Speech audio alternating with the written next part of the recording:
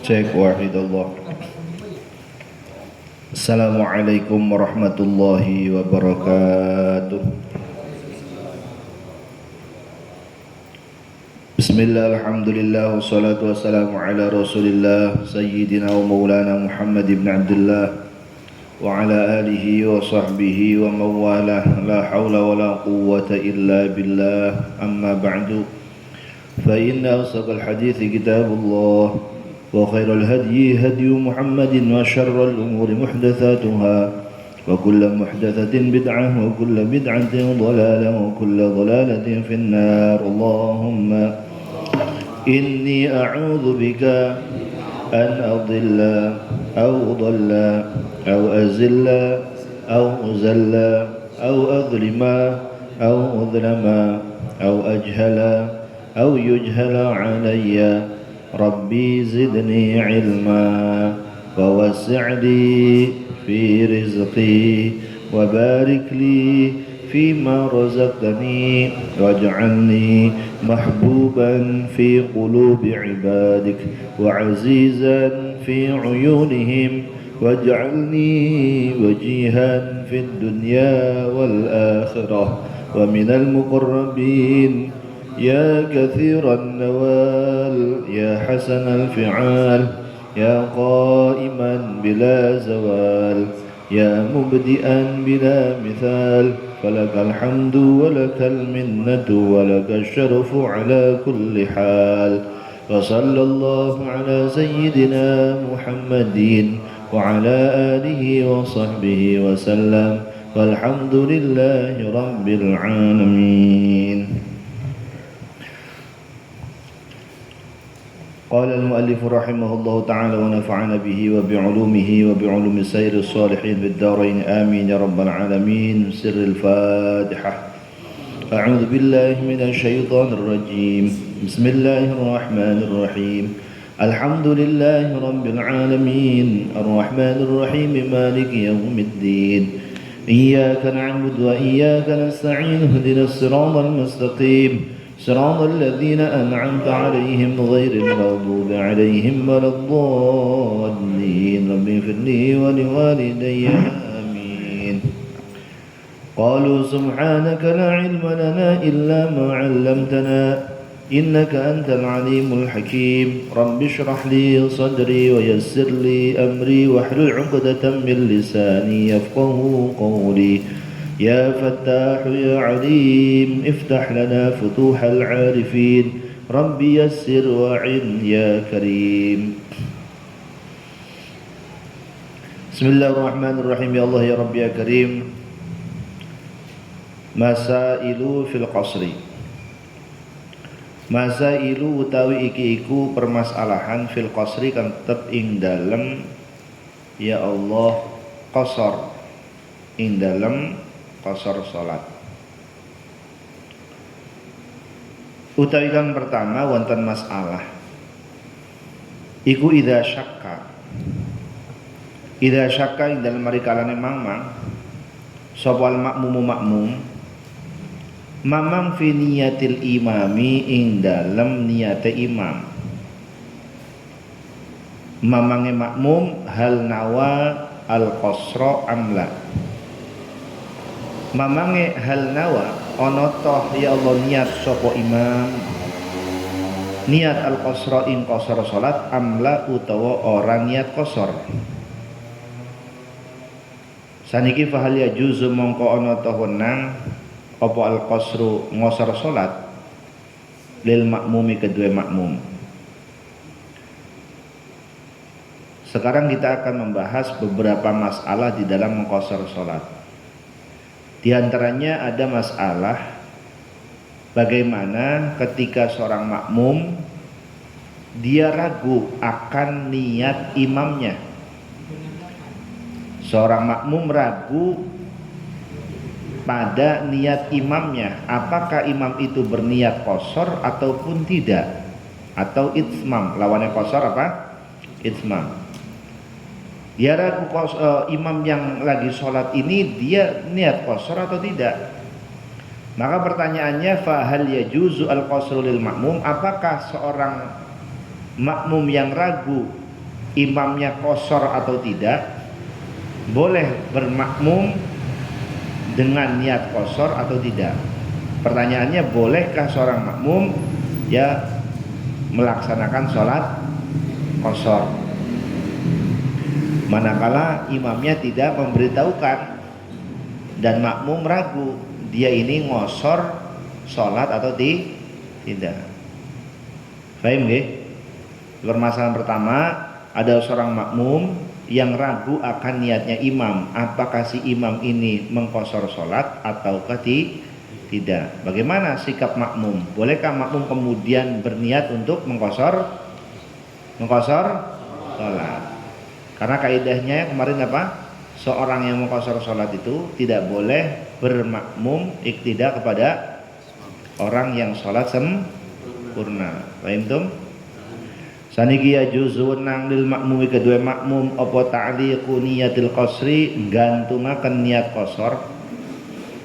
Idza alima ing dalem rikalane ngerti sapa makmum, ngerti annal imam ing satemene imam iku musafirun wong kang musafir. Sekarang jawabannya, boleh bagi seorang makmum menggantungkan niat qasarnya apabila ia tahu bahwa imamnya juga berstatus sebagai musafir. Ada orang perjalanan bareng ya, yang memang sudah menempuh masafatul qasri. Dia tertinggal, imamnya sudah takbir. Nah, makmum ini kemudian masuk sholat. Wah, ini imam itmam apa qasar ya?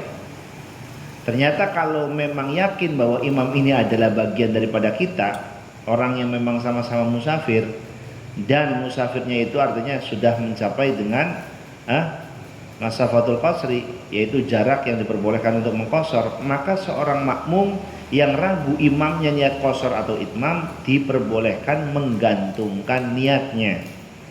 Fayaqulu mengko ngucap sapa makmum, ngucape nawaitul qasra in qasaral imam. Nawaitu ing niat ingsun sapa ingsun al qasra ing ngosor salat. In qasara lamun ngosor sapa al makmumu makmum ing salat. Begitu. Jadi niatnya, saya niat qasar kalau imamnya qasar. Awil itmam utawa niat sapa ingsun al itmama ing nyempurnakaken rakaat. In atam malamun nyempurnakaken sapa ya Allah imam ing rakaat ing salat. Jadi kalau imamnya qasar ya saya ikut qasar, kalau imamnya itmam ya saya itmam. Iku arane apa? Ta'liqun niat, menggantungkan niat manakala seorang makmum ragu akan status imamnya niat qasar ataupun itmam, dengan catatan si makmum tahu bahwa imamnya itu sama-sama seorang musafir yang menempuh perjalanan sampai dengan batas masafatul qasri. Saniki wa amma idza syakka, bagaimana kalau umpamanya ragu? Wa amma idza syakka anapun ing dalem rikalane mamang sapa wong, mamang fi safaril imami ing dalem ya Allah lelungane imam. Sekarang bagaimana kalau makmumnya kemudian dia ragu tentang status safarnya imam? Maka jawabannya fala yajuzu mongko ora wenang apa ta'liqun niyati gantungaken niat. Wa yajibulan wajib alaihi ngatasé wong tegese ing makmum mau apa al itmamu nyempurnakaken salat atau nyempurnakaken rakaat salat.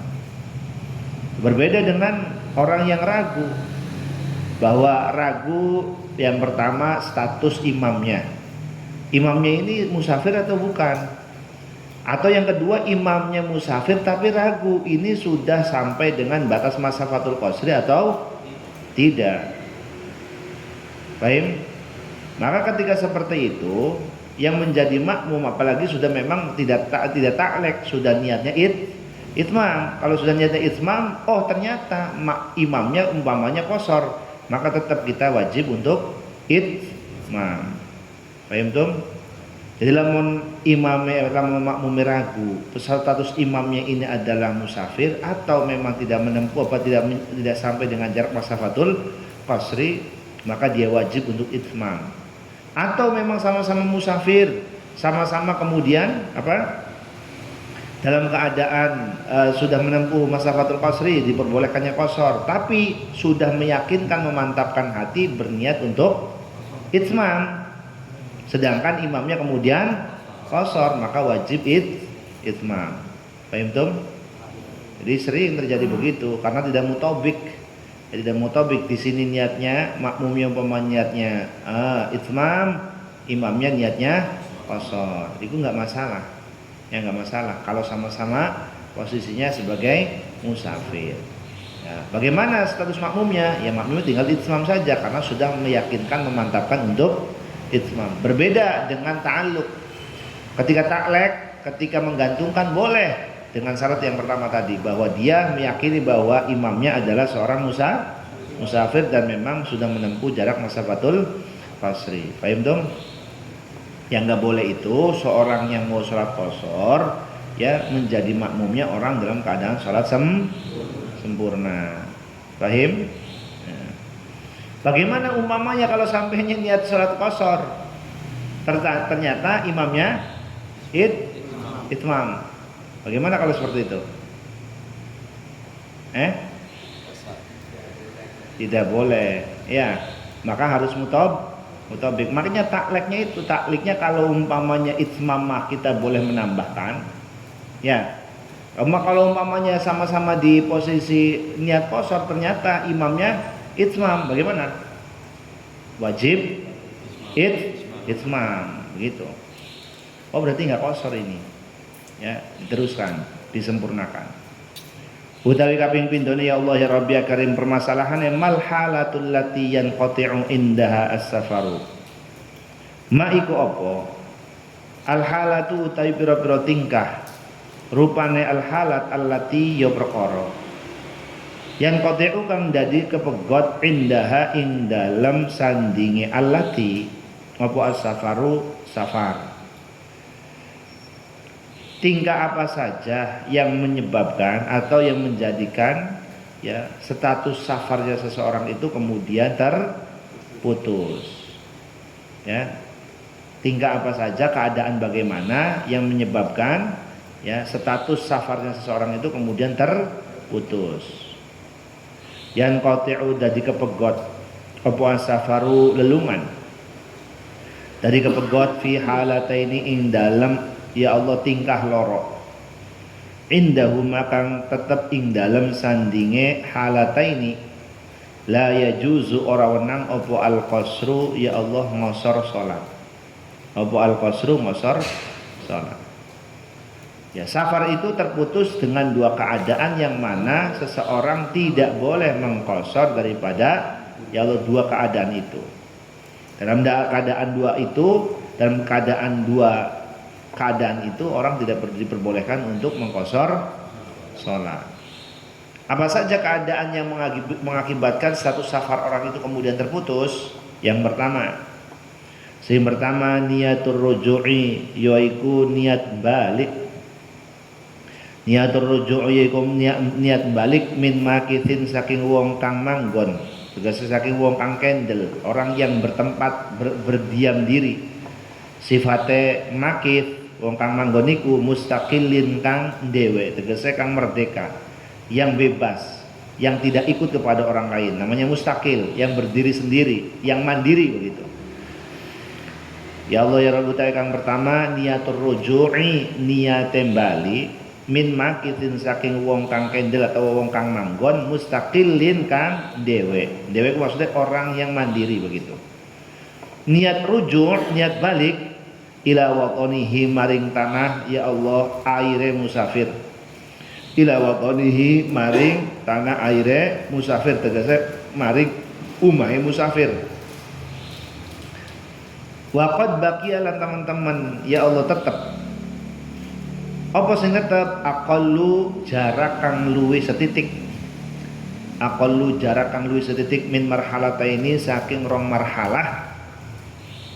Luwih setitik ila watonihi temuju maring ya Allah tanah aire tegese umahe musafir. Yang pertama, keadaan yang menjadikan terputusnya status safar seseorang ialah orang tersebut berniatan untuk kembali ke rumahnya. Berniat untuk kembali ke rumahnya. Orang itu statusnya apa? Mustakil. Orang yang independen. Orang yang tidak ikut kepada orang lain. Maksudnya mustakil itu apa? Ghairu tabi'in li ghairihi. Orang yang tidak ikut kepada orang lain. Dengarkan ya. Kapan status musafir itu kemudian terputus? Satu, manakala dalam perjalanan seseorang ya berkeniatan untuk pulang lagi ke rumahnya. Ya berjalan sudah sampai tengah-tengah umpamanya, dia berkeniatan pulang lagi, kembali ke tempat asal, tidak melanjutkan perjalanan. Ya, status orang ini mustakil. Mustakil itu bukan orang yang ikut kepada orang lain. Contohnya orang yang disebut dengan mustakil itu contohnya ya seperti kazaujati ma'a zaujiha. Seorang istri ikut kepada suami. Awas loh, perempuan itu tabi'. Ya. Tabi'. Orang yang mengikuti itu harus nginduk kepada orang yang diikuti. Jadi seorang istri itu tidak disebut mustakil. Atau seorang abad, seorang hamba sahaya, itu tidak mustakil, dia mengikuti kepada sayyid. Seorang istri yang bepergian melakukan perjalanan safar, dia tidak mustakil, namanya ghairu mustakil. Orang yang tidak independen, orang yang tidak bebas, dia hanya pengikut. Maka dia tidak punya kewenangan untuk menarik kembali tujuan safarnya. Maka syaratnya kapan orang dalam keadaan safar itu kemudian terputus safarnya, manakala dia di tengah-tengah perjalanan berkeniatan untuk pulang ke rumah ke tempatnya dan statusnya mustakil, awas. Berbeda dengan ya seorang perempuan istri umpamanya yang berkeniatan pengen pulang, dengan niat pengen pulang itu karena dia tidak mustakil, dia orang yang tabe yang mengikuti pada suami, maka tidak terhitung itu. Niatan pulangnya tidak terhitung. Tapi kalau umpamanya seorang laki-laki sudah di tengah jalan langsung berkeniatan, mau pulang lagi dengan niat mau pulang lagi, itu sudah statusnya ya statusnya itu dia sudah meruntuhkan daripada konsep safar. Dengan catatan, dengarkan, jarak yang ditempuh dari mulai dia niat pulang kembali ke rumahnya itu lebih sedikit atau kurang dari 2 marhalah. Saya pahami beli nih. Contoh supaya paham. Pak Maksum mau berangkat ke Surabaya. Ya. Baru sampai Indramayu. Ya. Baru sampai Indramayu kemudian berkeniatan untuk secara otomatis ketika sudah niat pulang lagi di sana, jarak tempuh yang dari mulai Indramayu ke sini dihitung. Ada tidak 2 marhalah? Kalau kurang dari 2 marhalah secara otomatis maka gugurlah status menjadi musafir yang diperbolehkan mengqashar salat. Begitu maksudnya. Karena terhitung perjalanan awal lagi, dari mulai niatan dia menggugurkan perjalanan yang pertama, yang sebenarnya Surabaya itu sudah menempuh masafatul qasri, karena putus di Indramayu, dihitung dari Indramayu ke sini itu adalah kurang dari 2 marhalah, secara otomatis maka status musafirnya artinya status musafir yang diperbolehkan qashar salatnya itu kemudian gugur. Paham ya? Dengan syarat orang yang berkeniatan itu sekali lagi orang yang mustakil. Ingat-ingat tuh. Dari ngaji gua ada status. Oh, iki ya tergantung siapa yang berniat. Kalau yang berniatnya adalah musafir mustakil, orang yang memang independen, orang yang tidak ikut kepada orang lain. Lawannya mustakil apa? Ghairu mustakil. Ingat-ingat tuh istilah. Oh, kalau ghairu mustakil itu contohnya siapa? Jauzah. Seorang istri itu tidak memiliki keindependenan sendiri, tidak memiliki kemerdekaan sendiri. Dia kalau kemana-mana ya ikut pada suami. Maka ngamuknya istri berkeniatan untuk pulang umpama baru sampai Indramayu tujuannya Surabaya, maka tidak secara otomatis kemudian gugur daripada status musafir yang bisa mengqashar. Walaupun pengen balik bae deh jengkel sing lakine, sekolah balik. Nah, niat pembaliknya itu kemudian tidak menggugurkan apa-apa karena dia ghairu paham tuh? Karena wong lanang ya kapan bae bisa balik begitu.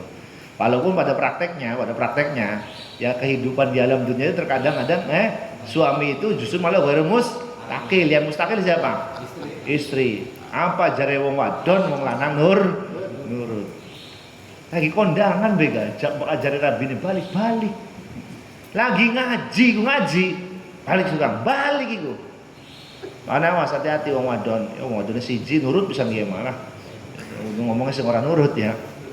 Ya orang perempuan itu kalau diajak berangkat kemanapun sama suami, perempuan itu zaujah itu tidak memiliki kekuatan otoritas apapun sebagai tabe, sebagai orang yang ikut.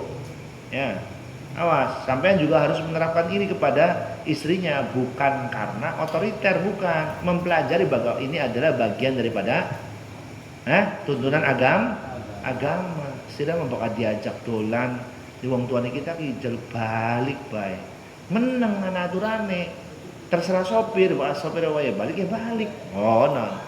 Ya. Kan banyak ya. Banyak tidak zaman sekarang begitu. Oh, ya orang banyak mana hampir 99%.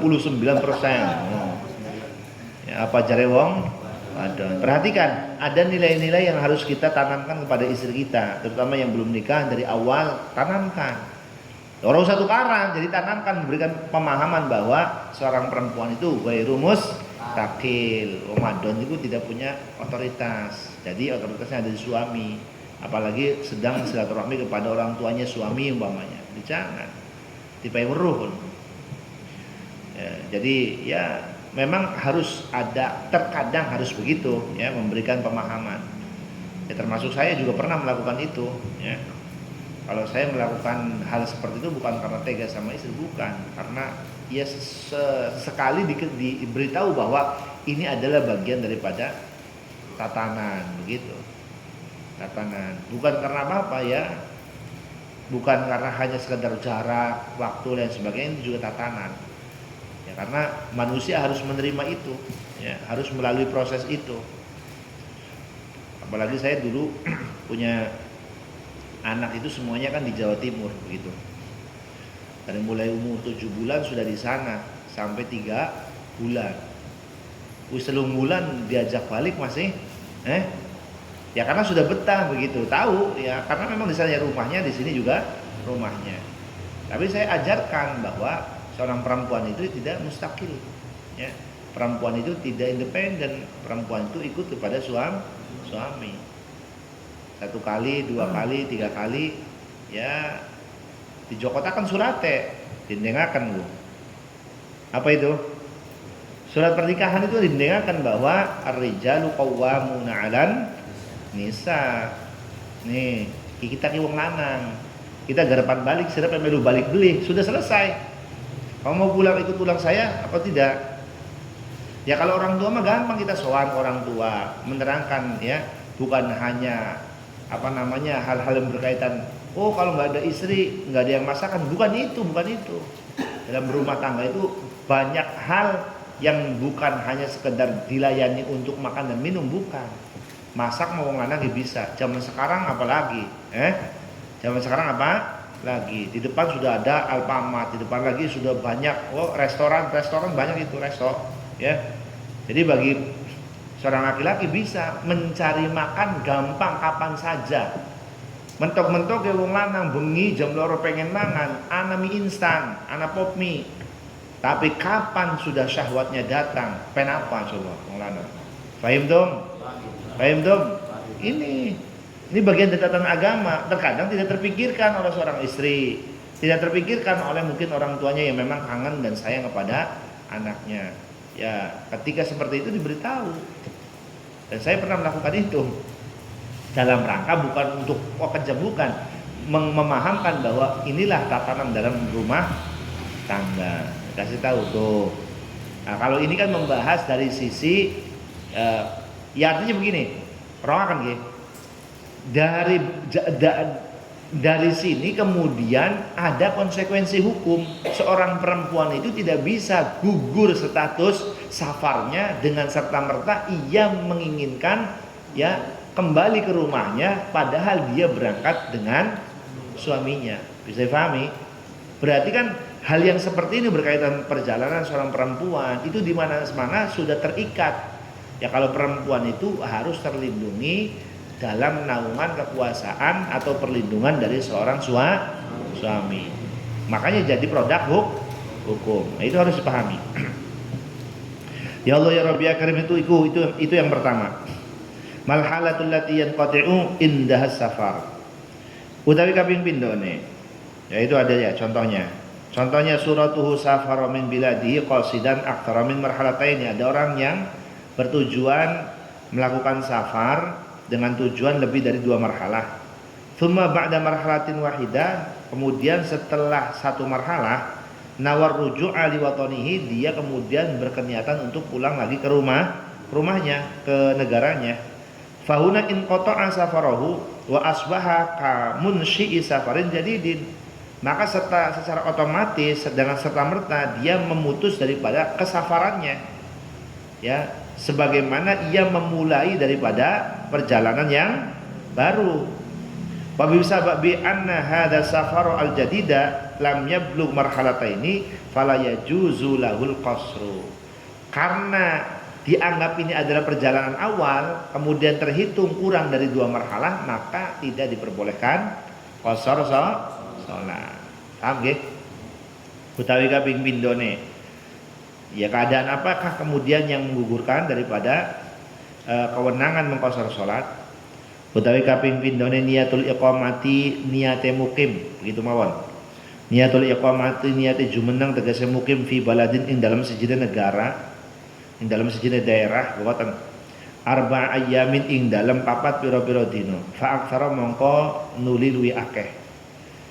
Ya Allah ghaira yaumayid dukhuli sakliyane rong dina atau dina lorone manjing wal khurujilan metu. Yang kedua kemudian ada sebuah keniatan orang itu menuju satu daerah dan langsung niat mukim, artinya bertempat di satu daerah lebih dari 4 hari. Ya. Dikecualikan adalah 2 hari datang dan 2 hari untuk berkemas pulang. Berarti gampangannya sih patang dina ditambah rong dina awal nembe teka. Jadi hari pertama yang datang itu tidak dihitung. Berarti 4 hari itu terhitung dari mulai hari pertama datang. Ya hari berikutnya dihitung 1, 2, 3, 4 dan hari yang ke-5-nya juga tidak dihitung. Itu adalah hari di mana ar-rohil atau mulai perjalanan pulang. Bisa dipahami? Kalau ada orang berangkat menuju Surabaya atau ke saya Malang, mau kemana Tad? Saya mau ke Malang. Mau apa? Ya mau mudik. Berapa hari? 1 minggu. Nah perjalanan yang sudah diniati untuk bermukim lebih dari 4 hari, ya yang dikecualikan adalah 2 hari datang dan 2 hari untuk kembali pulang. Kalau sudah melebihi dari batas itu, maka secara otomatis orang ini sudah tidak boleh mengqasar sholat. Paham? Jadi kalau berangkat Kang Manun mau kemana? Ke Pujon. Mau apa? Mau apa? Mau i'tikaf. Berapa hari Kang? Ya 1 minggu. Itu lebih daripada 4 hari. Berarti itu sudah mukim melebihi dari 4 hari, yang mana keadaan ini secara otomatis menggugurkan kebolehan atau rukhsahnya melakukan qasar sholat. Paham tuh? Jadi kalau sudah ada tujuannya lebih dari 4 hari, itu sudah menggugurkan ya diperbolehkannya qasar. Makanya hati-hati, ini juga banyak kasusnya. Banyak kasus. Bagaimana keadaannya orang yang mau berangkat haji? Orang yang mau berangkat haji itu banyak itu. Orang yang umrohan juga sama. Di Jakarta udah kosor, di Madinah sampai sana kosor maning. Justru menurut saya, ya maaf ya, menurut saya ini penilaian saya. Justru kesempatan kita ya di tanah haram itu kan memperbanyak sholat, artinya memperbanyak rakaat sholat. Kalau saja umpamanya tarawih itu dilakukan umpamanya 8, ya mumpung ada di Mekah, lakukan yang 38. Lakukan jumlah rakaat yang paling banyak, karena bukan masalah mengambil mana yang sedikit atau yang banyak, tapi justru tujuannya memperbanyak rakaat. Karena satu rakaat itu berbanding dengan 100.000 rakaat. Begitu. Tambah-tambah ini juga bermasalah dari sisi status. Orang melakukan tujuan umroh. Berapa hari umroh? 12 hari, 9 hari reguler, 4 hari Madinah, 4 hari Mekah. Kan dari mulai tujuan sudah mau berniat bermukim di Madinah 4 hari, di Mekah 4 hari. Berarti berapa hari itu? Ya, 9 hari reguler. Sama pulang pergi ya 11 hari. Nggak dihitung satu harinya itu. Kalau haji 40 hari, 42 hari. Kalau haji plus 26 hari. Ya artinya lebih dari 24. Wis tanya yang praktek saja kemarin. Ning Jakarta kosor boleh. Jamak kosor boleh. Orang soalnya karena beli ngerti boleh. Jadi orang jamak penting orang ngerti. Jadi itu terus. Ya jamak boleh tapi kosor tidak. Ya. Di Madinah anak di sini kosor boleh. Nah, kayak bagus stop. Saking imamnya kan imannya kuat. Ya karena salah satu syaratnya diperbolehkannya kosor, ngerti hukum status kosor. Kalau ada orang kosor ujug-ujug dia melu-meluan mengkosor sholatnya tidak sah. Ada orang lagi mengkosor sholat duhur kok 2 rakaat. Namun melu orang urus statusnya, nggak tahu statusnya bahwa mengkosor sholat itu bagaimana statusnya, maka sholatnya tidak sah. Jadi harus mengetahui hukum kosor itu sendiri. Jadi tidak boleh ikut-ikutan. Kosor itu harus tahu. Makanya ngajiku penting. Bagaimana itu statusnya? Kalau orang yang perjalanan ke Mekah kan sudah jelas keterangannya ya. Jadi menggugurkan daripada status dua keadaan yang menggugurkan statusnya sebagai musafir yang diperbolehkan mengqashar salat maksudnya itu adalah diantaranya berkeniatan untuk al-iqamah fi baladin arba'a ayyamin fa'aktsara, lebih dari 4 hari. Bon. Saniki masalah kaping 3. Ya Allah ya Rabbi karim utawi kaping 3 iku idza aqama ing dalem mari kalane ya Allah mukim sapa musafir. Mukim fi maudhi'in dalam sijine panggonan. Tujuane li qadha'i hajatin krana nekani hajat. Malah fayatawaqqa'u mongko nuli ya Allah sisi. Idza aqama ing dalem mari kalane ya Allah mukim sapa musafir fi maudhi'in ing dalam sijine panggenan. Tujuannya di qadha'i hajatin krana nekani hajat. Ya tawaqqa'u kang ngarep-ngarep sapa musafir ngarep-ngarep qadha'aha ing nekani hajah begitu. Bisa kecumponan hajate fi aqallid ing dalem mangsa kang luwih setitik min arba'i ayyamin saking 4 pira-pira dina. Fata akhirat mongko nuli dadi keri tegese molor menjadi perpanjangan waktu. Fata akhirat mongko dadi keri opo hajat, maka faya juzu mongko wenang lahu kedue musafir apa atar khusu ya Allah ngalap kemurahan ngalap rukhsah ila thamaniyata asyara tumeka maring 18 apane yauman dinane. Ila thamaniyata asyara tumeka maring 18 apane yauman dinane. Dengarkan, ada masalah lagi nih.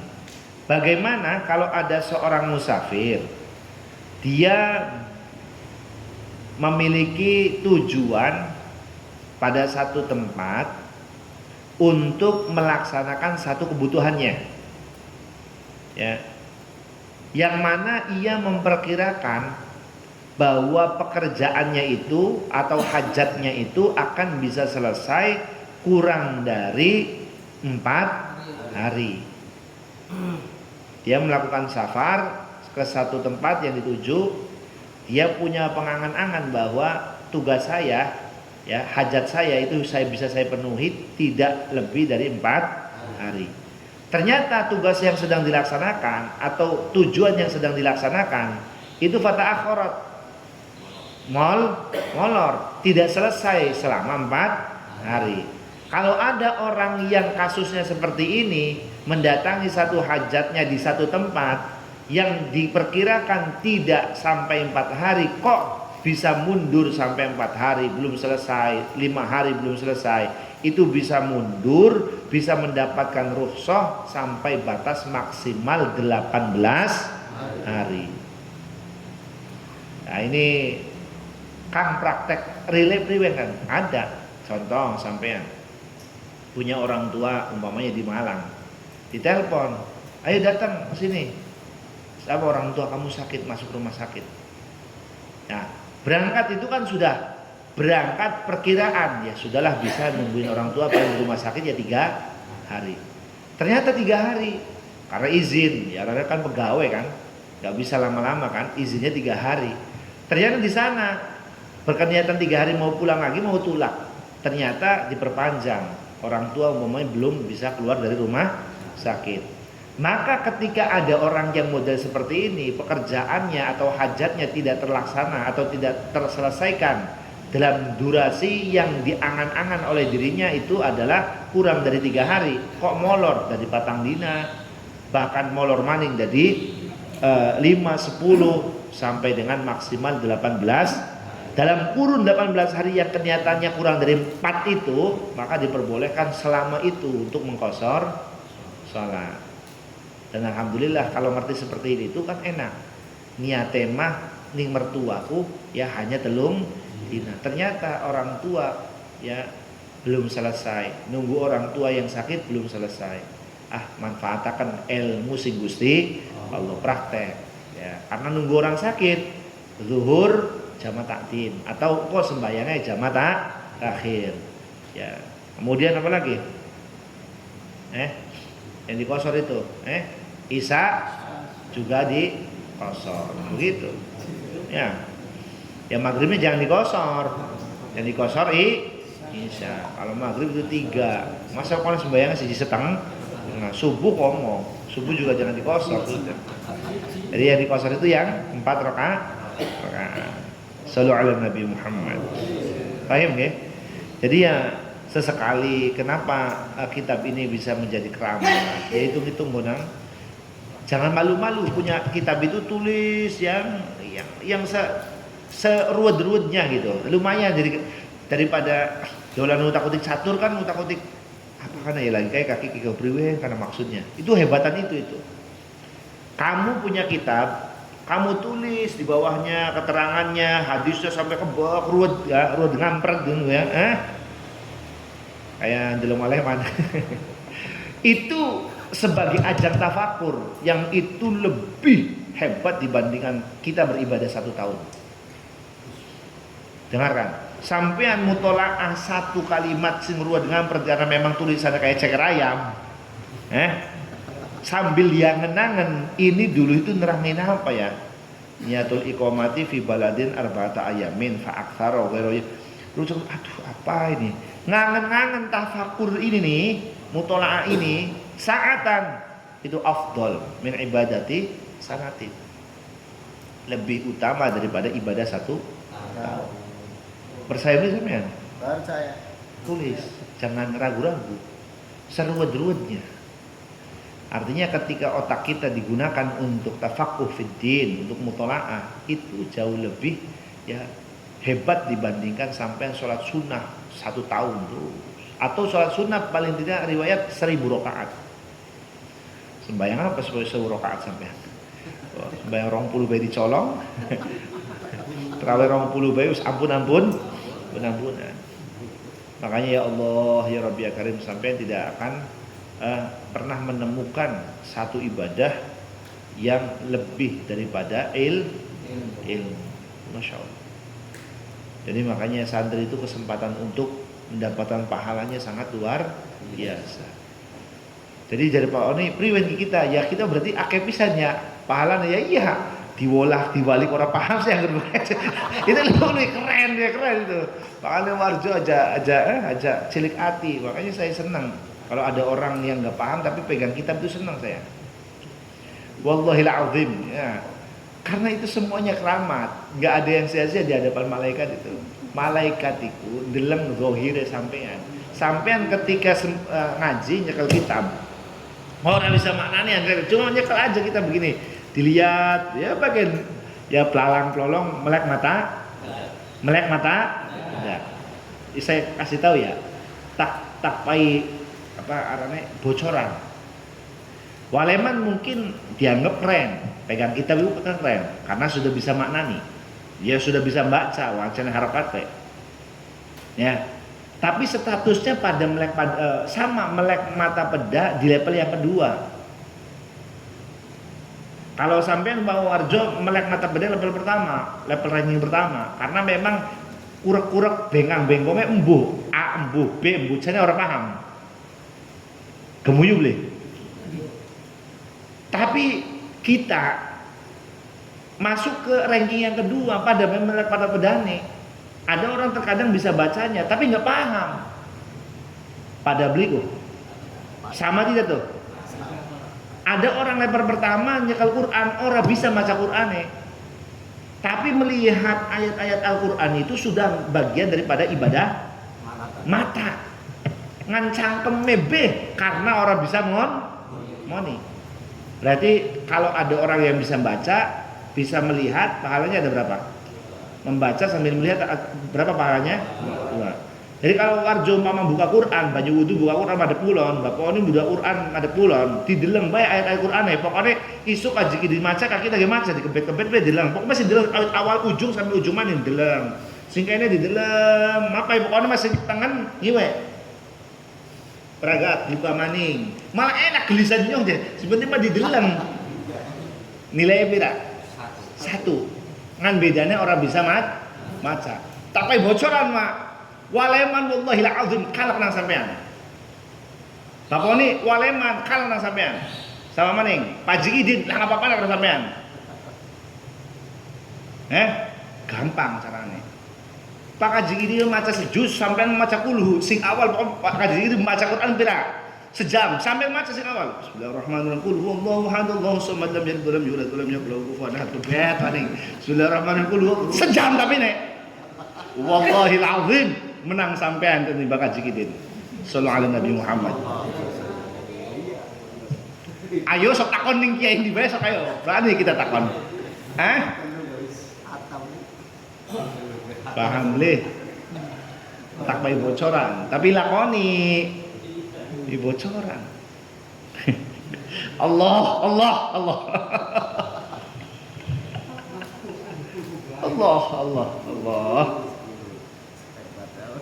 Insyaallah. Keren. Ya karena orang yang membaca itu kan mau level pertama tidak bisa baca. Oke, tidak bisa baca. Tapi ketika melihat ayat-ayat Al-Qur'an bagian daripada ibadah, maka hanya saja mulutnya tidak. Kalau kemudian dibandingkan dengan kulhu, 3 kali kulhu itu sebanding dengan khatam Al-Qur'an, Pak. Yang baca Quran mah yang awal baru 1 juz 1 jam. Sampai baca kulhu sejam lebih dah kowe. Masyaallah.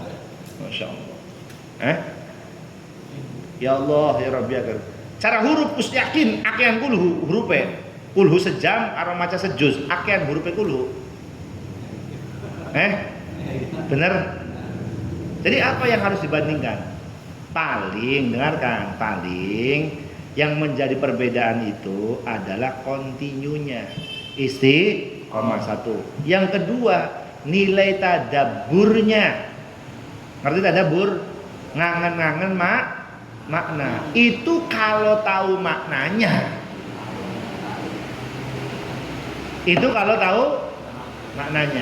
Sekarang Bapak ini nyekel kitab.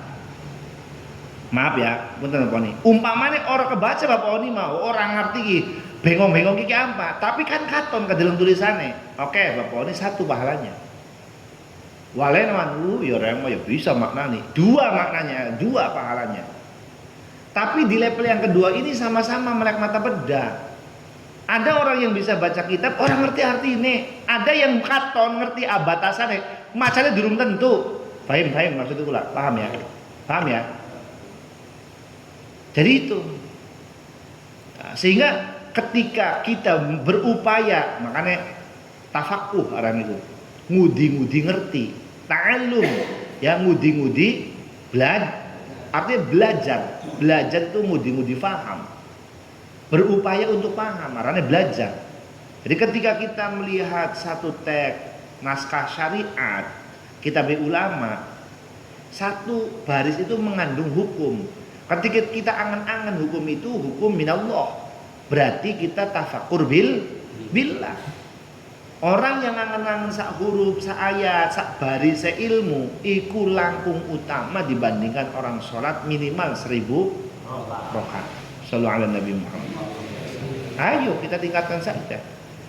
Ya, level kita terkadang, saya enggak, ya bukan melek mata bedah level pertama, tapi kita terkadang melek mata bedah level. Tapi itu kesempatan. Ya, kesempatannya orang yang sedang pengen menggali dan mendapatkan ilmu itu pahalanya besar luar biasa. Ketika dibaca sulit, bolak-balik itu pahalanya biqadrit ta'am, al ajru biqadrit ta'am. Semakin sulit kita memahami teks, kita berupaya tidak pernah bosan terus.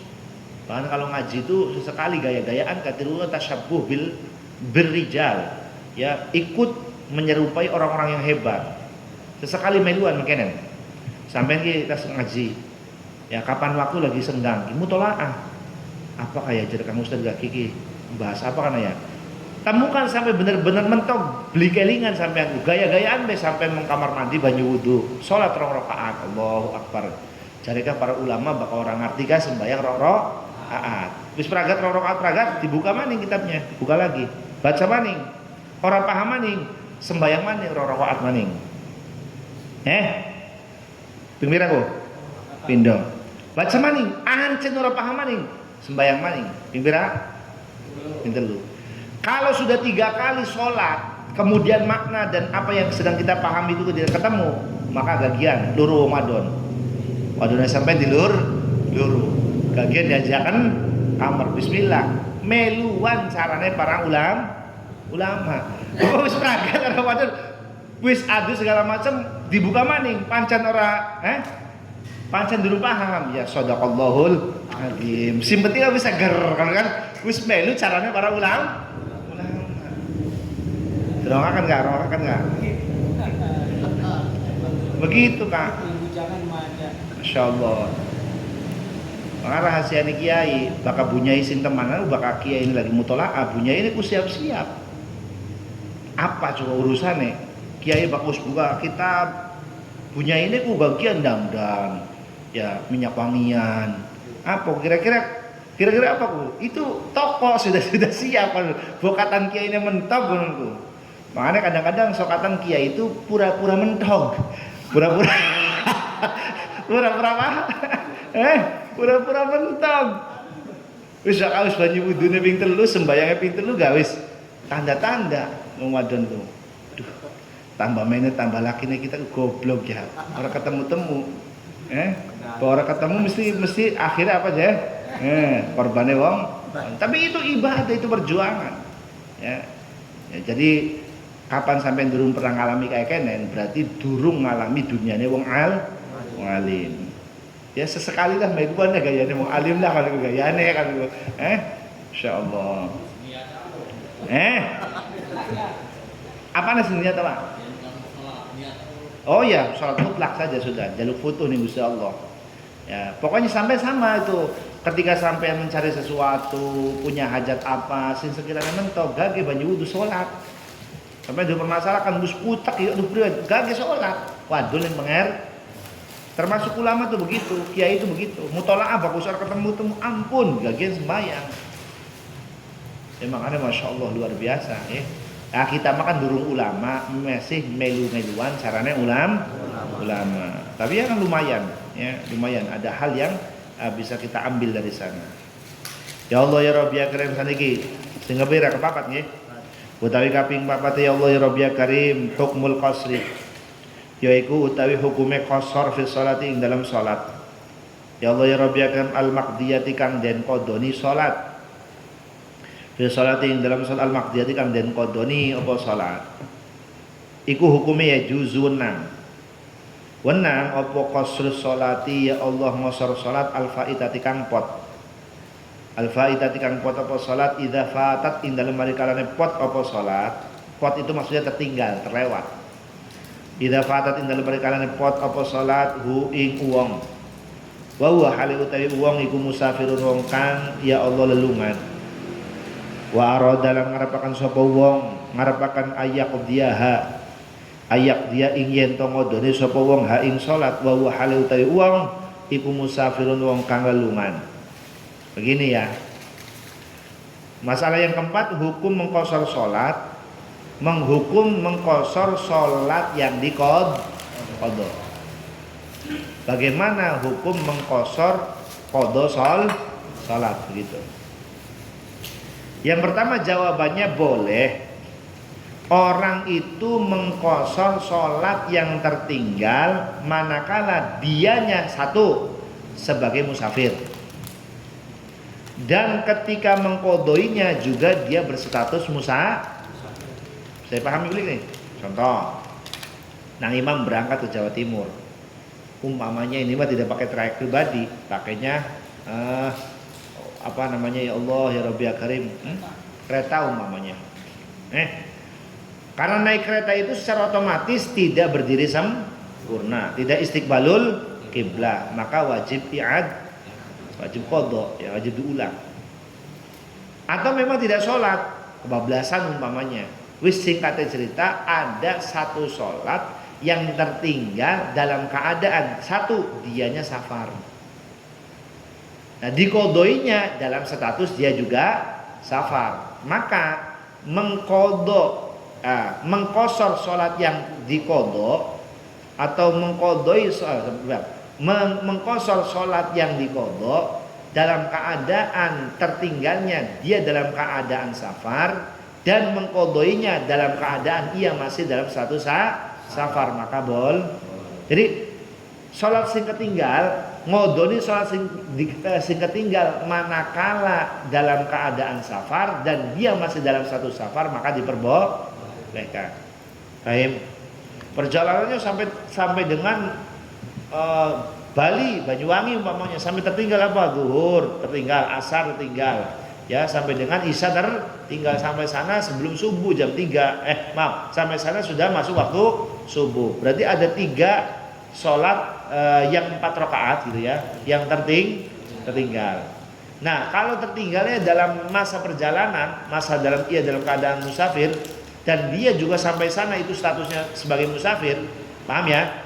Maka ketika qadha boleh qasar. Jadi qadha zuhure 2 rakaat, qadha asare 2 rakaat, qadha isyane 2 rakaat. Bisa pahami ya? Ngodoni sholat sing diqadha dalam keadaan safar dan orangnya masih berstatus safar, musafir, maka diperbolehkan qasar. Yes. Saniki wa amma idza fatat lan anapun ing dalem marikalane pot apa salat hu ing wong. Wa huwa hale utawi wong iku muqimun wong kang mukim. Kalau ada orang tertinggal salatnya tapi keadaan dia mukim. Wa dalam ngarepaken sapa wong, ngarepaken ayak dia ingin to ngodone sapa wong ha ing salat. Wa huwa hale utawi wong iku musafirun wong kang lelungan. Ya, kasus yang kedua bagaimana? Kalau ada orang tinggal sholat dalam keadaan mukim, mau diqadhoni dalam keadaan dianya safar. Umpama saking buru-buru nek wong garepan mangkat Jawa Timur, jam berapa berangkatnya? Jam 6:30. Mangkat jam 5 orang sempat sholat zuhur. Ya. Kelewat sholat zuhur. Berarti wajib apa? Qadha. Sampai tujuan, sampai Surabaya, karena dia masih punya hutang sholat subuh, ya sholat apa? Subuh yang tertinggal dalam keadaan dia masih mukim di satu tempat minggu lah bahasa kasarnya, tidak dalam keadaan safar. Bagaimana? Kalau sudah Surabaya, apakah dia diperbolehkan umpama yang tertinggalnya adalah sholat zuhur? Umpama ini mau contoh ya. Yang tertinggalnya adalah sholat zuhur, sholat asar atau sholat isya. Yang tertinggal dalam keadaan dia tidak safar, dalam keadaan mukim. Boleh tidak mengqashar sholat yang seperti itu? Padahal dia posisinya sudah menjadi seorang musafir. Paham ini gambaran lagi? Paham ya? Bagaimana jawabannya? Atau yang kedua, pilihannya kedua. Au fatat utawa pot apa salat hu ing wong wa huwa hale utawi wong iku musafirun wong kang lelungan.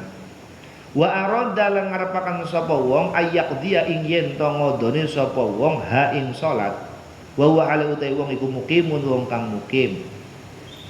Dua permasalahan ini yang kedua adalah apa? Ada orang yang sholatnya tertinggal dalam keadaan musafir.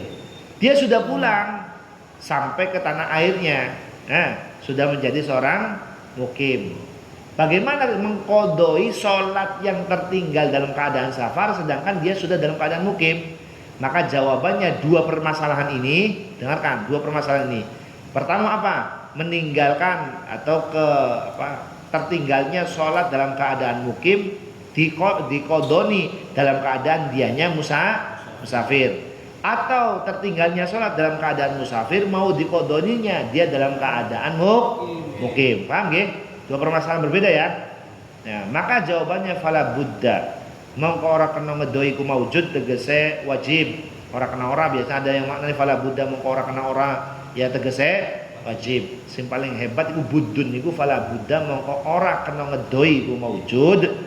Orang kena ngedoi minal itmami ya saking nyempurnakakan rakaat fi kilatal halataini ing dalam karone tingkah loro fi kilatal halataini ing dalam karone tingkah loro. Dua perkara ini berarti meninggalkan sholat atau mengkodoi sholat yang dalam status mukim walaupun dia sudah dalam keadaan musafir itu tetap wajib atau meninggalkan sholat dalam keadaan musafir mengkodoinya dalam keadaan dianya mukim juga wajib berbeda dengan yang awal Pak. Sholat yang ditinggalkannya dalam keadaan dia musafir yang mau dikodoi dalam statusnya masih dalam keadaan musafir. Saya pahami? Nah, paham? Sekarang kalau pertanyaan begini, diwalik ke Kak. Dia meninggalkan sholat dalam keadaan musafir kan, kemudian dia pulang menjadi seorang mukim, ya berangkat lagi dulu dikodoni kan, belum dikodoni, perjalanan lagi dalam keadaan musafir dia mau mengkodoi sholatnya yang tertinggal dalam keadaan musafir. Kira-kira boleh qashar atau wajib itmam? Boleh qashar. Kira ninggalakan sholat dalam keadaan musafir. Kemudian dia sudah mukim, durung dikodoni, safar maning. Ya, dalam keadaan safar itu dia berkeniatan untuk mengqashar untuk mengkodoi sholatnya yang tertinggal itu. Boleh tidak mengqashar sholat yang tertinggal waktu dia dalam keadaan safar? Jawaban nang imam boleh qashar. Ngosori sholat sing ketinggal nalikane safar. Tapi sudah ada mukim. Dari sasika boleh maning. Ada yang beda jawabannya? Jawabannya tidak boleh. Statusnya itu harus musafir, status masih musafir baru boleh. Kalau sudah mukim ya jelas ya, itu ya wajib apa? Iya. Iya. Kalau boleh qashar benar. Ini yang tertinggalnya. Yang tertinggal ada dengaran, ada sholat yang tertinggal masa dia musafir. Dia sudah mukim, kemudian dia berjalan lagi dalam keadaan musafir. Pengen ngodoni sholat sing lagi kae ditinggal keadaan musafir. Boleh tidak? Jawabannya tidak boleh. Jadi masa itu sudah selesai. Karena apa? Karena sudah habis dengan adanya mukim. Paham? Bahkan pada waktu itu ketika dia mukim wajib secepatnya untuk qadha. Dalam keadaan mukim wajib secepatnya untuk qadha. Tidak ada alasan untuk menunda. Nah, itu. Ya sarannya gimana? Lagi teka-teki. Ada lagi permasalahan. Dan ini kita tahu seperti ini kalau kita mencari referensinya. Kalau tidak ngaji di kitab ini, wah, kitabnya kitab-kitab sing babon. Ini dikasihkan cuplikan.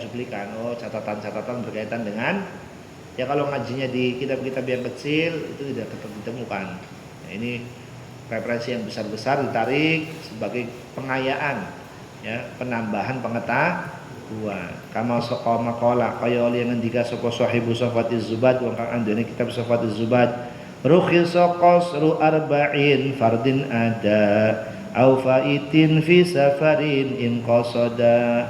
Rukhisa dan ya Allah paringi kemurahan. Ya Allah rukhisa dan ya Allah rukhsah apa qasru arba'in, ya Allah ngosor salat kang papat, tegese kang patang rakaat fardin kang fardu ada kang ada au faitin utawa ya Allah fardu kang pot. Ya Allah ya Rabbi ya Karim au faitin utawa fardu kang pot, artinya fardu yang ketinggal fi safarin ing dalam tingkah lelungan in qasada lamun ya Allah ya Rabbi ya Karim nejo sapa ya Allah wong ing ya Allah qasru arba'in. Salat yang 4 itu diberikan rukhsah kemurahan oleh Allah, ya, berupa salatnya itu fardu yang ada ataupun fardu yang qadha, ya. Jadi maksudnya salat fardu ada boleh diqashar, salat qadha juga boleh diqashar dengan syarat yang sudah ditentukan tadi. Utawi kaping 5 iku idza syaka ing dalem ari kalane mamang sapa wong. Mamang fi sholati ing dalam salat. Mamange hal fatat ana tepot apa salathu ing wong fi safari ing dalam tingkah lelungan au fil hadri utawa ing dalam ya Allah omah. Ya, kalau ada orang yang ragu salat yang mau dikodoknya itu adalah salat safar, ya, atau salat di dalam keadaan tidak safar atau di rumah.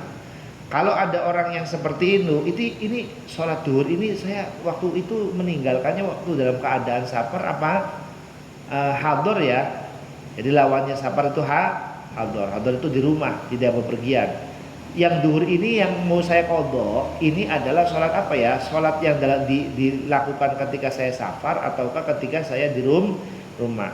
Kalau dia ragu status yang mau diqadhainya, maka fala yajuzu mongko ora wenang.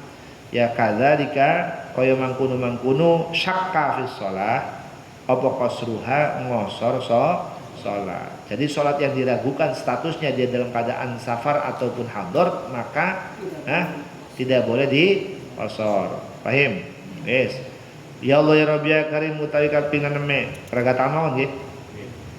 Utawi kaping 6 idza kana ing dalem rikalane ana ya Allah si Rabbi si Allah sisi idza kana li maqsidihi maksud, ya, baca maksud tuh. Idza kana dalam rikalane ono iku li maqsidihi tetap kedue nggon ya Allah sejane wong. Iku li maqsidihi iku tetap ya Allah kedue nggon sejane wong tariqani utawi dalan loro. Ida kanan dalam mereka lana ono iku limak sidihi tetap ya Allah kedua gon sejane wong, artinya tempat tujuan orang yang safar begitu. Apabila ya pada tempat yang dituju orang yang akan safar yaitu orang musafir apa tariqani dalan loro rupane tawilun siji dalan sing dawa wa qasirun lan dalan alternatif dalam yang pendek. Kalau orang punya tujuan, yang mana tujuan yang ditujunya itu punya dua jalan. Ada jalan yang ditempuh panjang jaraknya, ada yang jalan yang ditempuhnya pendek. Kegambar nih. Ada orang mau menuju satu tempat tujuan musafirnya, safarnya. Dia ada dua jalan, ada yang jalan kalau lewat sini itu ngolet-ngolet, ya panjang jauh begitu, sampai bisa menemukan masafatul qasri. Ada jalan alternatif yang pendek, kalau itu ditempuh maka tidak mencapai masafatul qasri. Bisa dipahami nggih? Saliki wasalakat at-tawila, wasalakalan ngambah sapa wong at-tawila ing dalan kang adoh, kang dawa. Maka pertanyaannya fahal yajuzu mongko ana ta wenang lahu kedue wong apa qasru sholati ngosor salat fihi ing dalam tawil niki dalam sing dawa amla utawa ora. Kalau ada orang mau menuju satu tempat jalannya ada dua, ada jalan yang ditempuh jauh, ada yang dekat. Nah sekarang orang ini memilih jalan yang jauh yang sampai dengan masafatul qasri. Ya kalau jalan ke kanan umpamanya itu bisa sampai mengqashar sholat, jalan yang kiri mah tidak sampai masafatul qasri, tidak wajib qashar sholat. Bagaimana kalau ada orang menempuh jalan yang panjang sehingga mencapai masafatul qasri? Bagaimana? Boleh tidak orang itu kemudian mengqashar sholat? Jawabannya bagaimana? Insalaka. Jawabannya gini, yus tapai gambaran ini supaya paham. Dalih. Gambaran baru kalian kan anak kali gede gak apa Pak Haji kalian pakai ada Jaya mana kalian pakai kali Cipunegara, anggap aja lah kali Cipunegara ini kali Amazon, kali sing akeh buaya akeh ula naga ya lah ke jembatannya orang aman gitu, artinya orang aman, kalau nyebrang itu berbahaya ya. Akhirnya kalau mau ke Tanjung Jaya harus muter dulu, umpamanya jembatannya anani Bandung. Jadi sana ke Bandung muter gitu. Jadi kalau ke Bandung kan sudah bisa mengqashar sholat. Padahal ada jalan alternatif, contohnya naik perahu. Tapi bahaya, danger, bahaya. Bisa dicaplok buaya. Akhirnya orang ini memilih pokoknya bagian suwe, yang penting aman. Karena dunia itulah hitung-hitung refreshing. Ya. Orang yang menempuh jalan yang panjang ini pertanyaannya boleh tidak mengqashar sholat? Maka jawabannya insalaka. Lamun ngambah sapa wong hadat tariqa ing ikilah dalan sing tawil maksudnya li ghardin ya Allah krana sejo sahihin kang bagus. Ya, kalau dia mengambil alternatif jalan yang panjang ini dengan tujuan yang bagus, contohnya kasuhulatit tariqi kaya dene gampange ya Allah dalan. Pilihannya apa alasannya? Ya kalau ini mah jalannya enak, jalan raya umpamanya. Kalau ke sana mah harus pakai rakit, harus bagianlah aduh begitu. Auli amnit tariqi utawa krana alasan amane dalan. Ya, dan catatan di sini wa minal gharadis sahih huna at-tanazzu. Bagian daripada tujuan yang baik itu adalah refreshing. Salah ora apa-apa lah ya, jalannya yang panjang hitung-hitung karo jalan hitung-hitung karo refreshing. Enggak apa-apa lah, saya mau jalan yang sini saja. Ya. Daripada di sana bahaya, di sana sulit jalannya, hitung-hitung sambil jalan. Akhirnya sampai dengan menempuh masafatul qasri. Maka jalan yang seperti ini, perjalanan seperti ini faya juzu mongko wenang lahu kedue wong apa qasrus sholati ya Allah ngosor salat fihi ing dalam torik atau ing dalam ya Allah salak tawil, fihi ing dalam salak atau fihi ing dalam hadat torik wawan sing parak.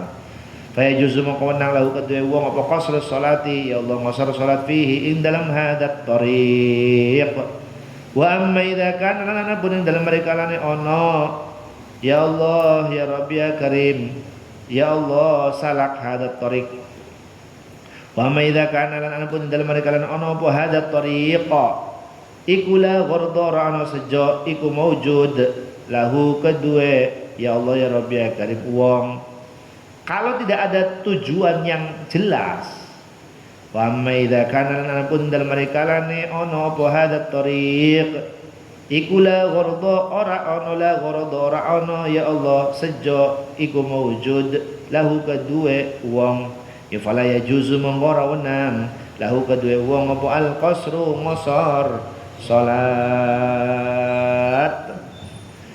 Adapun kalau tidak ada gharad, tidak ada ghardun sahih, begitu maksudnya tidak ada tujuan yang baik, maka tidak diperbolehkan kos. Alasannya apa? Ada jalan sebenarnya itu kalau melengkah jalan itu, ya itu hanya ditempuh umpamanya hanya 5 menit. Ya. Saya mau ke sana aja, tidak punya gharad, tidak punya tujuan. Pokoknya mah pengen ambil alternatif yang ini, ya tidak ada tujuannya. Ya tujuan yang baik itu ya minimal diniati jalan, diniati refreshing. Itu boleh nanti mengqashar salat. Shallallahu ala Nabi Muhammad. Paham ya? Ya bukatan. Ya, hal ini juga kan bisa saja kemungkinan ada orang mau jalan-jalan. Zaman sekarang kan pakainya apa? Google Map. Ya Allah ya Rabbi ya Karim. Ya.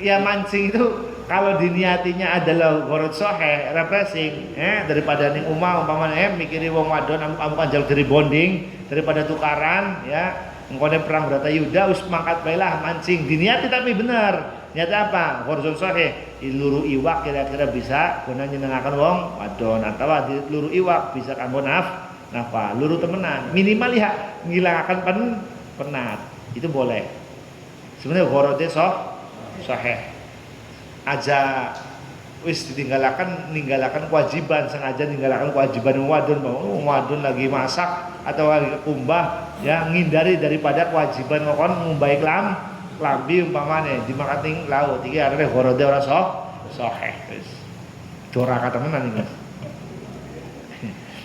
termasuk anak tuh ya. Ya Allah ya Rabbi ya Karim. Jadi tujuan gharad itu maksudnya tujuan yang baik, yang positif gitu. Ya kalau ketika mancing ya tujuannya harus positif. Diniati luruh nafkah begitu. Luruh sangu kanggo ibadah begitu. Kalau kan ya sudah ada semua uangnya sudah ada ya niat yang bagus, tadabbur alam gitu, niat sah. Kalau memang sudah bertempuh 4 jam pirang kilo ana beli 83 kilo kalau ada ya ya tujuannya memang di pen mana ning apa pulau penyawa gitu iya Pak siapa kan apa mereka sing ahli nyelam je Pak Pajen Mbak Jajen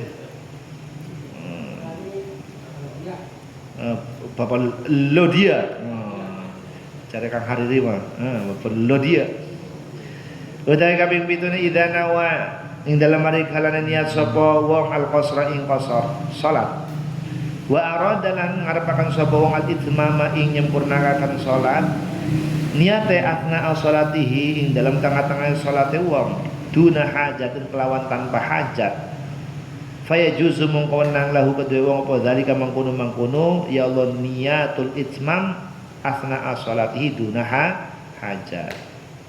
Kalau ada orang niat qashar kemudian di tengah-tengah merubah niatnya untuk boleh tidak? Boleh walaupun tidak punya hajat. Sah silahkan. Mau niat qashar lah eman temen ya wong lagi di Masjidil Haram pak qashar. Wis tak sempurnakan baik nggak masalah walaupun tidak ada hajat sudah. Jadi merubah itu nggak masalah merubah yang tadinya qashar kemudian itmam. Pertanyaannya bagaimana kalau umpamanya niatnya sudah itmam kemudian diniati qashar di tengah-tengah boleh nggak? Boleh kalau dalam sakit. Boleh kalau. Ayo kata Pak Maksud boleh Kang Manon. Kalau orang niat qashar di tengah-tengah sholatnya kemudian dia merubah niatnya saya mau sholatnya orang qashar apen 4 rakaat baik boleh tidak? Boleh tidak? Boleh jangan itu boleh itu idza nawal qashra wa arada al itmama athna sholatihi duna hajatin fayajuzu lahu dzalik. Jadi kalau yang niatnya qashar kemudian niat itmama boleh di tengah-tengah sholatnya Kalau sebaliknya bagaimana? Kalau ada orang niat, ya, niat itmam, ujung-ujung di tengah-tengah niat qasar, boleh tidak? Ya baru jawabannya ada loro, bakal boleh kalau tidak. Jadi tidak tak boleh. Kalau kata guru saya dulu Pak Huda, ya mesti ae lek gak oleh ya gak oleh wong pilihane nang loro tok. Arek TK yang ngerti, wong Bang Ire kan, aduh masyaallah guru saya itu, Rofa apa nasab? Nasab Pak. Nasab Rofa, ya mesti ae lagi Rofa ya nasab aja pertanyaannya luru kok Rofa ambe nasab kok jawabane.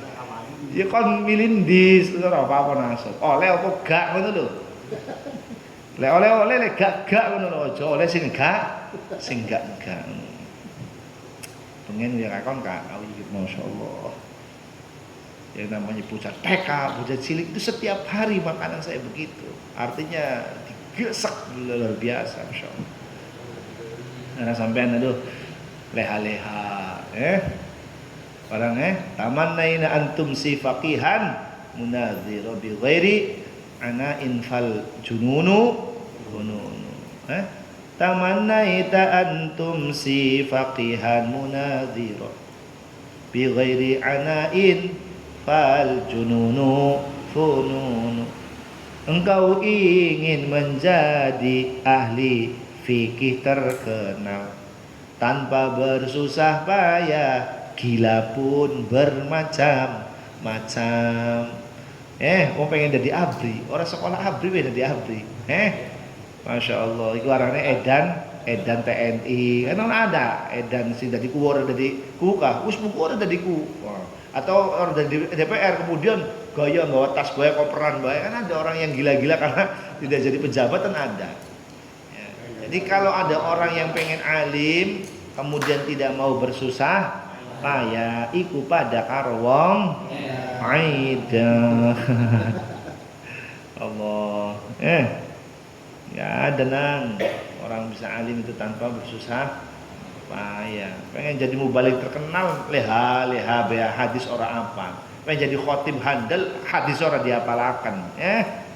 Orang payu, orang diguyuni kenal mustame itu alhamdulillah. Bagaimana caranya upgrade? dihafalakan. Ila yaumil qiyamah kalau hadis itu dihafalkan, ya jangankan kita, ya.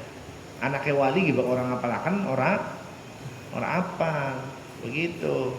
Jadi jangan dikira orang yang hafal itu kemudian tidak meletet-letet, karong ngising, karong ngangan, hadis gue riwayat ini sama itu. Ya, jadi kamu jangan bermimpi kemudian hadis hafal sendiri, kemudian khutbah enak saja tanpa dimutolaah, tanpa dihafalkan, tidak bisa. Itu dihafalkan, semua dihafalkan. Ya, termasuk yang saya ucapkan ini semuanya dulunya pernah dihafal. Kalau yang tidak dihafal ya nggak mungkin bisa dihafalkan itu. Enak ya hadis itu dihafalkan dulunya, sudah disimpan di memori terus simpan. Suatu saat ketika butuh Allah kembalikan hafalan yang kita butuhkan. Fardudhu ilayya indal hajati ilayhi. Allah kembalikanlah ya apa yang sudah saya hafal dari apa yang kau berikan berupa ilmu, dan kembalikan kepada saya manakala saya butuh padanya. Jadi ketika sampaikannya metu karena pernah dihafalkan. Kalau belum pernah hafal, ya mual bakal bisa orang bisa metu, orang tahu dihafalkan. Paham tuh? Ya, jangan pernah mau rogo-rogo duit kalau tidak pernah merasa nyimpen duit. Kiamat malah duit kantong gua ya orang nyimpen mah. Paham tuh? Nah itu.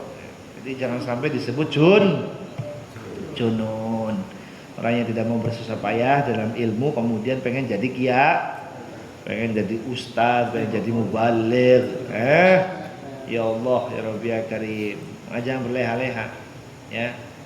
Jadi wa kun mustafidan kulla yaumin ziyadatan minal ilmi wasbah fi buhuril fawaidi. Pastikan setiap hari, pastikan ilmumu setiap hari bertambah, berenang dalam lautan yang penuh faidah. Begitu. Ya pastikan setiap hari kita tambah ya, insyaallah ya Rabbi. Yang muda-muda ini terutama, yang tua-tua sih wis akeh istighfar wis sing akeh, sing tua mah akeh. Kenapa istighfar? Ya karena waktu mudanya ya dihabiskan dengan penuh dengan kesia-siaan. Jaluk pangapuran ning Gusti. Enggak boleh sudah tua kemudian santai. Lah wis adalah goblok ya goblok, wis kadung wis tua. Enggak, harus diistighfari. Waktu yang berlalu tanpa manfaat itu wajib kita mintai ampun di hadapan Allah. Jadi manfaatnya ngaji bagi yang sudah tua, sing orang ngerti-ngerti, seorang nyakol-nyakol kah bonang ladang astagfirullah Gusti. Bab apa kulo sing dibahas kita kok ora mudeng belas. Ora kenapa orang mudeng? Karena belajarnya nembe seniki.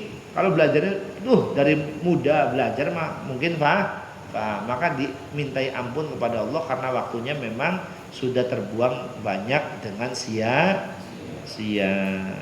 Minta ampun untuk kita, minta ampun juga untuk orang tua kita yang mungkin dulu sama-sama tidak ngerti. Paham ya? Jadi ada manfaatnya beli wong tua melu ngaji.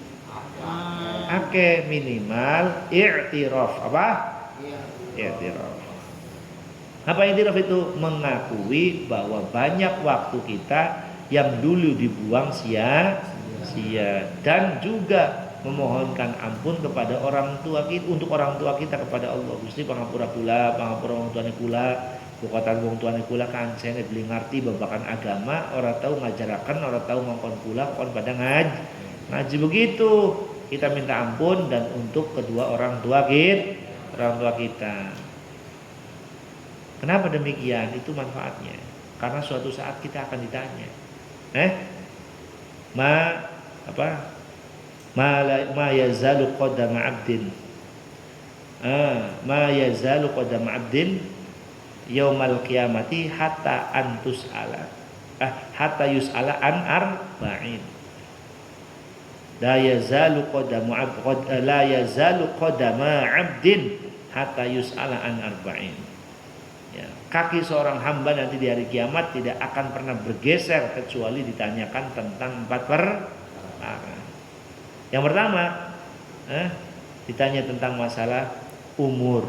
Untuk apa engkau habiskan? Itu ditanya. Ya umur sampai 70 tahun kanggo apa bae sampai gua furudul wudu'i ka ora paham. Arkanul Islam ora apal, arkanul iman ora apal. Makanya ngaku sing mulai saniki ya jaluk pangapurane mulai saniki. Aja kok ampune ning ngarepane malaikat mungkar. Ampun malaikat mungkar ora ampun mung takon jampun kon jawab jampun. Ya, apa kana? Semono wis supaya bocoran kena Abi Soleh. Tenang soal bocoran. Man rabbuka jawab Allahu Rabbi aja khawatir aja. Utai kaping 8 terakhir ida safar dalam mereka lana safar lungan sopan abdu kaulo. Nah ini ma'al sayyidin dalam sertane ya Allah Tuhan dalam sertane bendorone. Wa zaujatulan ya Allah bojo wadon ma'az zauji dalam sertane bojo lanang. Saniki wala ya'rifan lan ora weruh karone ora ngerti sapa karone niki yaiku abad ma'as sayyid wa zauja ma'az zauj. Kalau ada orang bepergian, seorang hamba membersamai tuannya, hamba saya maksudnya. Istri membersamai suami. Sedangkan kedua orang ini yaitu abad seorang hamba atau seorang istri tidak tahu tujuannya. Wala ya'rifani lan orang ngerti sapa abad lan zaujah. Ya, orang ngerti maqsidas sayyidi ing ya Allah gon tujuane sayyid wa zaujilan gon tujuane bojolan lanang. Dia tidak tahu tujuannya. Maka kalau tidak tahu tujuannya kemana ia mau diajak pergi, fala yajuzu mung ora wenang lahu kedue karone abad lan zaujah apa ayatarahkhasa yen to ora wenang ayatarahkhasa ing yen to ngalap rukhsah ngalap kemurahan sapa karone abad lan zaujah ora wenang ya Allah ya Rabbi ya Karim ngalap rukhsah karone abad dan zaujah qabla mujawazati marhalataini ing dalam sadurunge nglewati ya Allah jarak rong marhalah illa kejaba in alima lamun ngerti sapa karone abad lan zaujah ngerti annahu ing satemene safar iku ya beluhu temuka apa safar huma ing marhala taini. Jadi bagi seorang hamba sahaya, bagi seorang budak yang ikut sama tuannya, seorang istri yang ikut sama suaminya diajak perjalanan yang dia tidak tahu tujuannya entah kemana, maka tidak boleh mengqashar sholat sebelum benar-benar melewati 2 marhalah. Atau dia tahu bahwa perjalanannya itu pasti menempuh jarak lebih daripada 2 marhalah, baru boleh. Kalau tidak mah jangan. Jadi umpamanya anak abad, bagaimana gambarannya? Saya gambarkan ya. Ada seorang pembantu diajak berangkat, atau pembantu kan nggak mungkin bertanya mau kemana ini pak, pokoknya melu ajudan majak takon. Dia tidak tahu ini ya bos kita mau kemana ini ya, tapi bukan bos ini ya, maksud bos zaman pengen artinya budak dengan sayyidnya. Dia tidak tahu ini mau kemana, padahal kalau sudah tahu, kalau sudah keluar dari batas desanya saja, tujuannya tahu bahwa itu menempuh sampai jarak 2 marhalah, maka sudah boleh qashar. Karena dia tidak tahu, dia tidak boleh mengqashar sholat sebelum sampai benar-benar yang menempuh jarak 2 marhalah, baru boleh qashar. Jadi kalau sini baru kalau benar-benar sampai Tegal baru bisa boleh qashar. Tapi kalau orang itu selain daripada abad, seorang hamba atau seorang istri, artinya orang yang mustaqil, itu ketika sudah keluar dari batas desanya, itu walaupun baru sampai ke Sukra, baru sampai ke Patrol, itu sudah diperbolehkan. Paham tuh? Bisa dipahami? Karena itu jarak yang ditempuhnya sudah ada 2 marhalah tujuannya. Atau jawabannya dia tahu bahwa tujuan yang akan ditempuhnya itu adalah mencapai 2 marhalah. Walaupun umpamanya persisnya mau kemana? Mau kemana ini pak? Ke Jawa Timur. Nah berarti jelas kalau Jawa Timur itu sudah 2 marhalah. Walaupun Jawa Timurnya mana nggak tahu. Jadi boleh umpamanya sudah sampai Cirebon atau di Indramayu sholat, kemudian asar sama isanya sudahlah di jamak kosong. Boleh nggak? Boleh. Ya. Bisa dipahami? Nah, bon. Sampai mana ini? Ya Allah al-jam'u baina salataini ila huna wallahu ta'ala alam bisawab. Al-Fatihah. أعوذ بالله من الشيطان الرجيم بسم الله الرحمن الرحيم الحمد لله رب العالمين الرحمن الرحيم مالك يوم الدين إياك نعبد وإياك نستعين اهدنا الصراط المستقيم صراط الذين أنعمت عليهم غير المغضوب عليهم ولا الضالين رب اغفر لي ولوالدي آمين جزا الله عنا سيدنا محمد صلى الله عليه وسلم ما هو أهله جزا الله عنا سيدنا محمد صلى الله عليه وسلم ما هو أهله جزا الله عنا سيدنا محمد صلى الله عليه وسلم ما هو أهله سبحانك اللهم وبحمدك أشهد أن لا إله إلا أنت أستغفرك وأتوب إليك وصلى الله على سيدنا محمد وعلى آله وصحبه وسلم والحمد لله رب العالمين ونرجو الشفاعة من سيدنا محمد لو كنا نرتب المحرم ثم السلام عليكم ورحمة الله وبركاته.